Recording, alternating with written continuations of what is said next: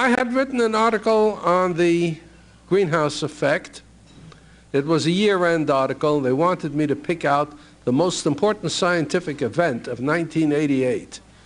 And I really thought that the most important scientific event of 1988 would only be recognized sometime in the future when you get a little perspective.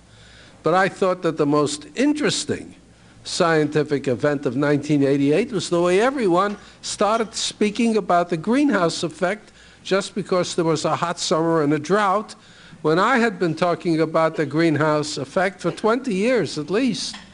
And there were other people who talked about it before I did. I mean, I didn't invent it. So I explained what was meant by the greenhouse effect, and I also explained that not only were we constantly pumping carbon dioxide into the atmosphere because we're burning fossil fuels, coal and oil and gas, so that the content of the atmosphere, as far as carbon dioxide is concerned, has been going up steadily, not very rapidly, but steadily, ever since 1900. And it's continuing to do so.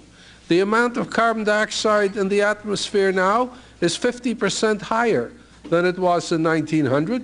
It's still only a little over 0.035%, which is not enough to bother us as far as breathing is concerned, but it's enough to trap the infrared waves that Earth reflects into space and to raise the temperature of the Earth slightly. The temperature will keep on going up.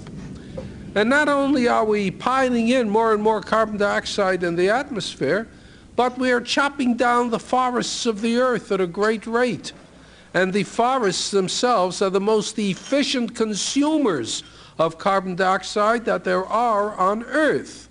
Anything that substitutes for the forests, like, let us say, grain fields or grasslands, are not going to consume carbon dioxide as efficiently.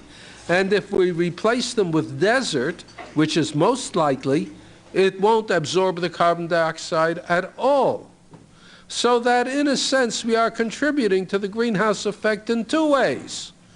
By pushing the output of carbon dioxide and inhibiting the input, so to speak.